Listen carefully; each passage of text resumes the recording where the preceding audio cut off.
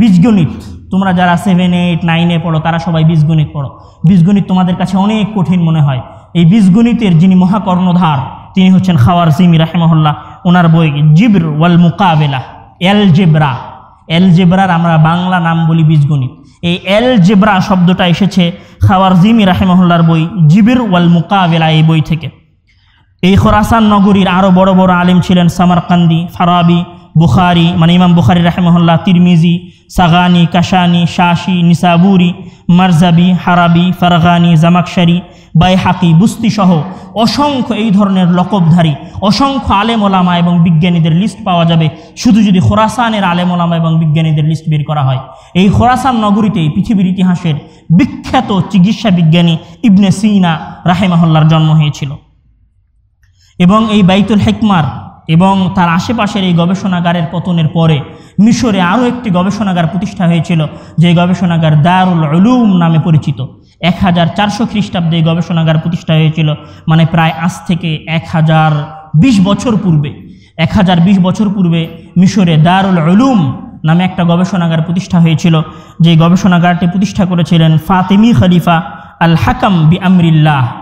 ওনার এই গবেষণাগারে 16 লক্ষেরও বেশি বই ছিল, 16 লক্ষেরও বেশি বই ছিল। এবং এই গবেষণাগারের বিখ্যাত একজন গবেষক হচ্ছেন আবু আলী আল হাসান ইবনুল হাইসাম।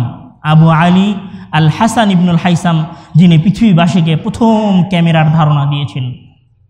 আমরা যে ক্যামেরায় যে আমার যে এখন ভিডিও হচ্ছে, এই ভিডিও ক্যামেরার যিনি প্রথম ধারণা দিয়েছিলেন তিনি হচ্ছেন আবু আলী হাসান ইবনুল হাইসাম, যিনি দারুল উলুম বা মিশরের এই গবেষণাগারের একজন গবেষক ছিলেন। এবং শুধু গবেষণা নয়, চক্ষু চিকিৎসায় আজ পর্যন্ত যার সবচেয়ে বেশি অবদান আছে তিনি হচ্ছেন ইবনুল হাইসাম রাহিমাহুল্লাহ। আমরা যদি আমাদের এই বাগদাদ এবং এই মিশর ছেড়ে দিয়ে আমাদের স্পেনের ইতিহাস নিয়ে আলোচনা করতে চাই, তাহলে এরকম কয়েক মাস ব্যাপী সেশন করা যাবে শুধু স্পেনের মুসলমানদের বিজ্ঞান চর্চার ইতিহাস নিয়ে।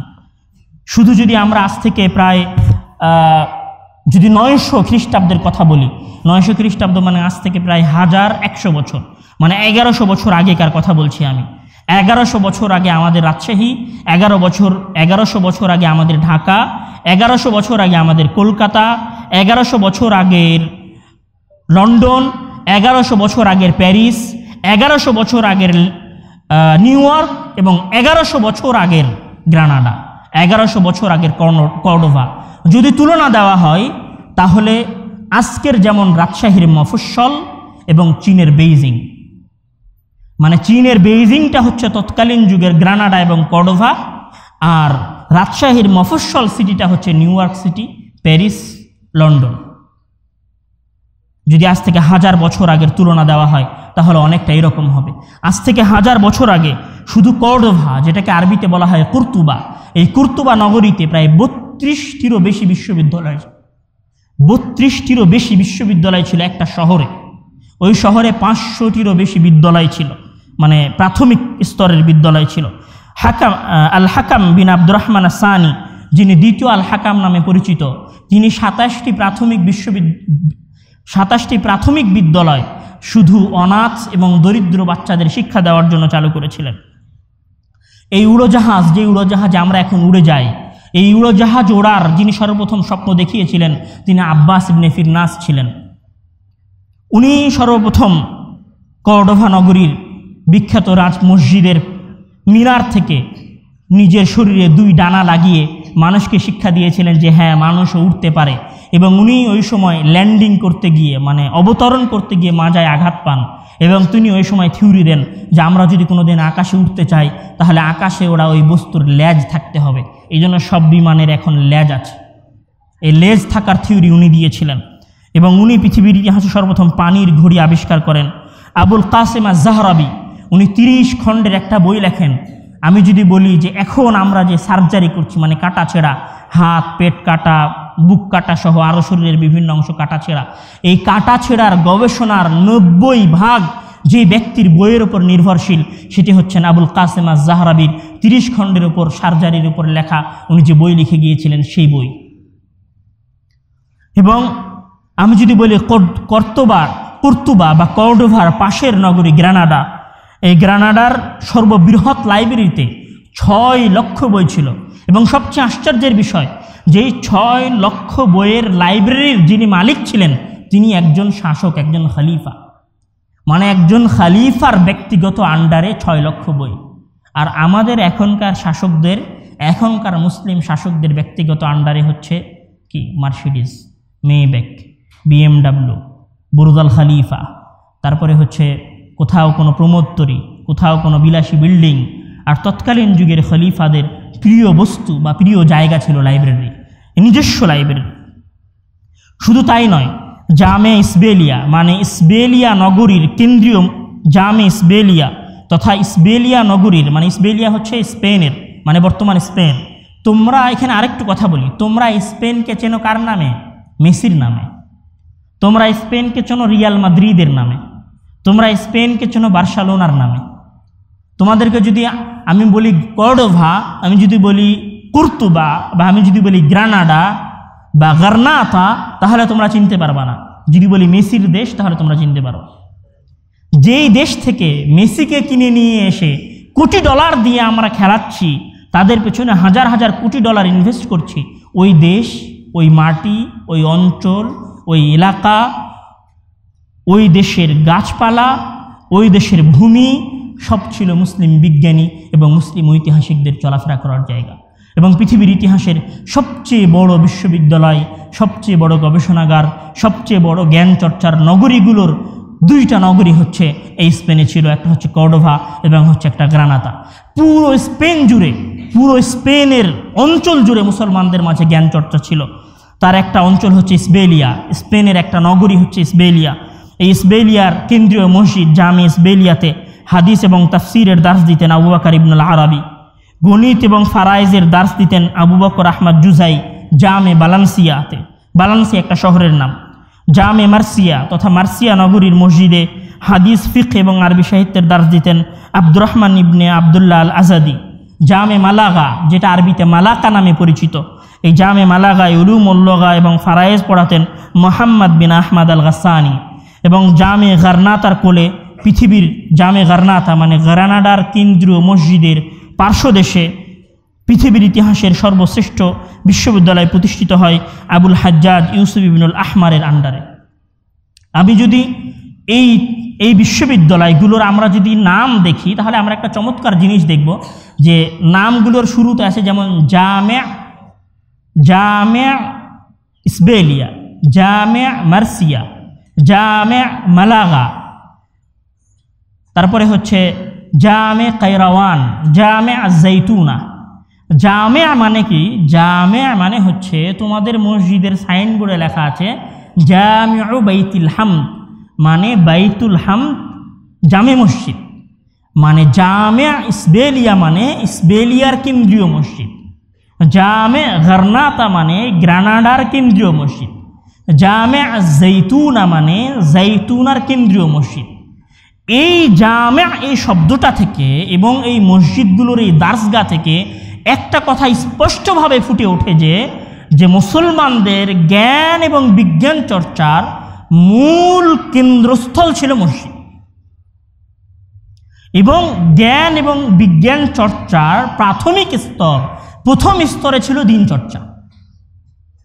মানে আজকে আমাদের যদি বাংলাদেশের এলিট শ্রেণীর কথা বলি, তাহলে বাংলাদেশের এলিট শ্রেণীর মাঝে তারা এটা মনে করে যে একজন, বা এটা বর্তমান উন্নত বিশ্বের একটা শিক্ষা হচ্ছে যে একজন মানুষ যদি দিনদার হতে চায়, তাহলে কখনোই একজন মানুষ যদি ভালো বিজ্ঞানী হতে চায়, তাহলে কখনোই সে দিনদার হতে পারবে না। তুমি যাও ঢাকায় যারা নামি দামি ইউনিভার্সিটিতে পড়াশোনা করে, নর্থ সাউথ অথবা ঢাকা ক্যান্টনমেন্ট অথবা ঢাকার নটর ডেমে যারা পড়াশোনা করে, তারা দেখবা দিন থেকে একটু দূরে থাকতে পছন্দ করে। কেন? তারা মনে করে যে দিনদার ব্যক্তি কোনোদিন বিজ্ঞানী হতে পারে না।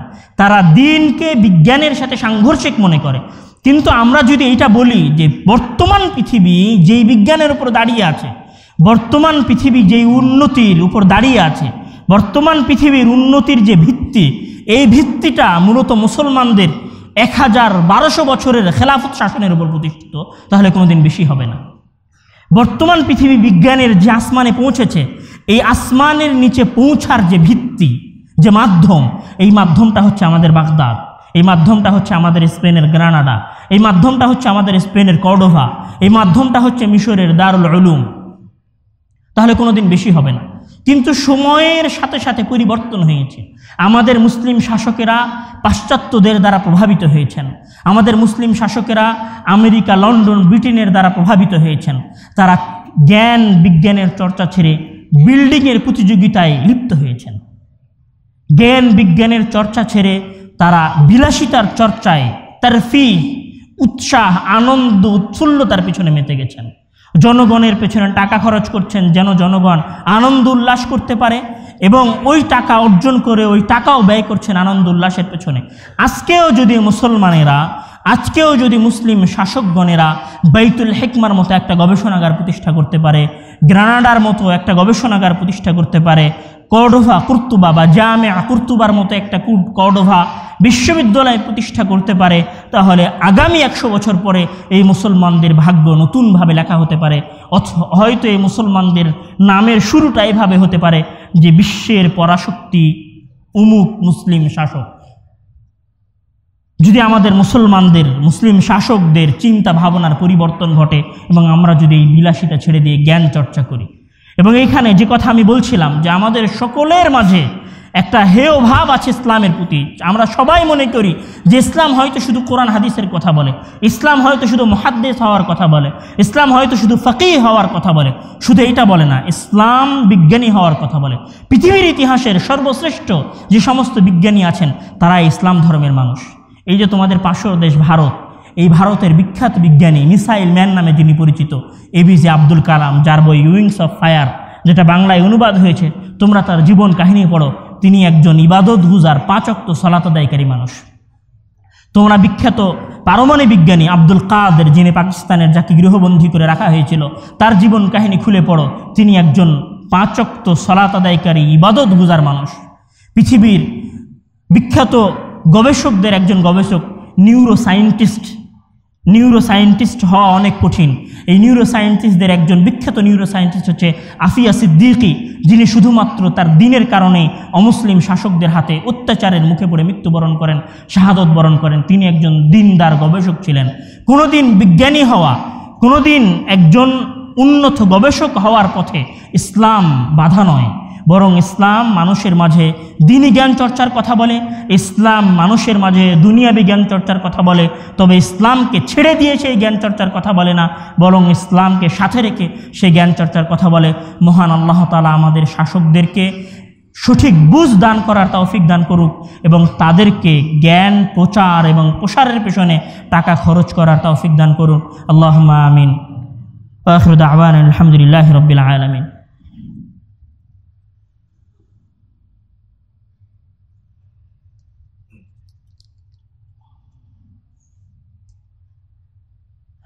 إن الحمد لله نحمده ونستعينه ونستغفره ونعوذ بالله من شرور أنفسنا ومن سيئات أعمالنا، من يهده الله فلا مضل له ومن يضلله فلا هادي له، وأشهد أن لا إله إلا الله وحده لا شريك له، وأشهد أن محمدا عبده ورسوله। أما بعد, বক্তব্যের দ্বিতীয় অংশে এসে একটা কথা না বললেই নয়।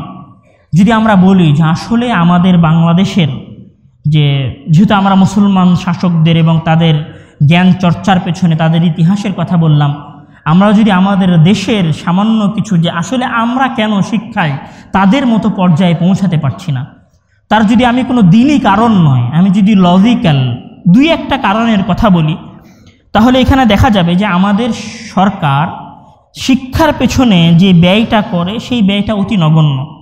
এখানে ডেইলি স্টারের রিপোর্টে একটা রিপোর্ট উঠে এসেছিল যে বাংলাদেশের সরকার শিক্ষা খাতের পেছনে যে অর্থটা ব্যয় করে সেটা হচ্ছে বাংলাদেশের মূল জিডিপি, মানে বাংলাদেশ যে অর্থ আয় করে সেই আয়ের মাত্র 1/ভাগ।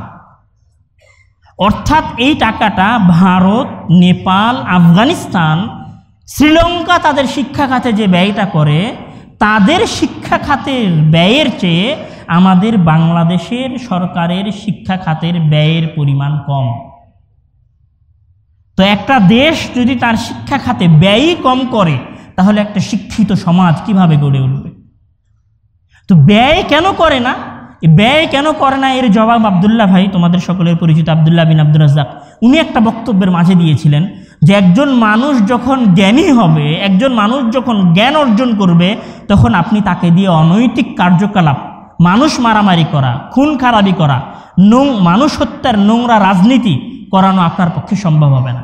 এই জন্য এটা বাংলাদেশের আদি থেকে, এটা নির্দিষ্ট কোনো শাসককে কেন্দ্র করে নয়, বাংলাদেশের আদি থেকে নিয়ে এখন পর্যন্ত যারাই শাসন ক্ষমতা এসেছেন তারাই চেয়েছেন এদেশের সাধারণ মানুষ যেন জ্ঞান বিমুখ থাকে, এদেশের সাধারণ মানুষ যেন জ্ঞান চর্চা না করে, এদেশের সাধারণ মানুষ যেন জ্ঞান বিজ্ঞানের প্রতি ঝুঁকে না যায়, এদেশের সকল জনগণের মাঝে যেন এরকম না হয় যে আমাদের দেশের 99% মানুষ শিক্ষিত। এটার পিছনে মূল কারণ তাদের শাসন করা, তারা অর্থ ব্যয় কম করে এই কারণে। এখানে যদি আমি আরও একটা কথা বলি, তোমাদের মধ্যে যারা আলেমিয়াতে উঠেছে বা যারা মাদ্রাসা বোর্ড থেকে আলিম পাশ করেছে, তাদের সবার ভেতরে জুনুন আছে। কিসের জুনুন? ঢাকা ইউনিভার্সিটিতে ভর্তি হওয়া। ঢাকা ইউনিভার্সিটিতে ভর্তি হতে পারা মানে মুই কি হনুরে, মানে যে ঢাকা ইউনিভার্সিটিতে ভর্তি হতে পারে ওর ভেতরে এরকম একটা ভাব চলে আসে, মুই কি হনুরে, মানে ওর পার মাটিতে পড়ে না। আমি যদি শুধু বলি যে ডেইলি স্টারে একটা রিপোর্ট প্রকাশিত হয়েছিল টাইমস হায়ার এডুকেশনের, যে পৃথিবীর টাইমস হায়ার এডুকেশন তার একটা রিপোর্ট প্রকাশ করেছিল যে পৃথিবীর সর্বশ্রেষ্ঠ ইউনিভার্সিটিগুলোর মধ্যে কারা আছে। তো পৃথিবীর সর্বশ্রেষ্ঠ 1000 ইউনিভার্সিটির মধ্যে বাংলাদেশের বুয়েটেরও নাম নাই। বোঝো এই কথাটা, যেই বুয়েট, বাপরে বাপ, বুয়েটে পড়ে চোখ কপালে উঠে যায় আমাদের। ঢাকা ইউনিভার্সিটিতে পড়ে ইকোনমিক্সে, লয়ে, চোখ কপালে ওঠা অবস্থা। অথচ এই ঢাকা ইউনিভার্সিটির নাম পৃথিবীর 1000টা ইউনিভার্সিটির মধ্যে নাই। মানে 101, 201, 301, 401, 501, 601, 701, 801, 901, এর মধ্যেও বাংলাদেশের কোনো ইউনিভার্সিটির নাম নাই। 1000 ইউনিভার্সিটির পরে নাম আছে। তাহলে চিন্তা করো আমাদের শিক্ষা ব্যবস্থার কী অবস্থা। এই ঢাকা ইউনিভার্সিটিতে যখন একজন ছাত্র যায় তখন তাকে প্রথমে গণরুমের মধ্যে রাখা হয়। তোমরা যারা ঢাকায় গেছো তারা দেখে এসেছো, ওই গণরুমের পরিবেশ দেখে আসিও। একটা ছাত্র যদি ওই গণরুমে 1 বছর থাকে, সে পড়বে কি? তার মাঝে পড়ার চিন্তা তার মাথা থেকে বের হয়ে যাবে, সে মানুষ থাকবে না, আর অমানুষ হয়ে যাবে। তার কোনো শিষ্টাচার, চরিত্র, মূল্যবোধ, নৈতিক মূল্যবোধ কিচ্ছু থাকবে না, সব নষ্ট হয়ে যাবে ওই 1 বছর গণরুমে থাকার পর।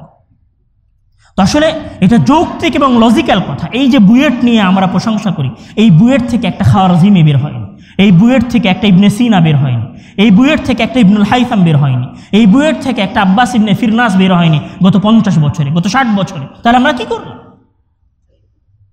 এই যে বুয়েট নিয়ে আমাদের এত অহংকার, আমাদের এত দাম্ভিকতা, আমাদের এত বুক ফোলানো আওয়াজ এবং মুখ ফোটানো চিৎকার, এগুলো মূল্যহীন, এগুলো সাময়িক প্রলাপ মাত্র। এবং এদের মধ্য থেকে যে 2-4টা মেধাবী বের হয়, সেগুলো আমাদের দেশে থাকে না, সেগুলো সব দেশের বাইরে চলে যায়। আমরা যদি প্রকৃতার্থে আমাদের দেশকে উন্নত করতে চাই, তাহলে আমাদের ব্যক্তি থেকে নিয়ে শুরু করে সমাজ থেকে নিয়ে শুরু করে শহর থেকে নিয়ে শুরু করে রাষ্ট্র পর্যন্ত পুরো সমাজের মধ্যে, পুরো দেশের মধ্যে জ্ঞান কেন্দ্রিক বিপ্লব নিয়ে আসতে হবে। তাহলে আমাদের সমাজ পূর্ণরূপে পরিবর্তন করা সম্ভব।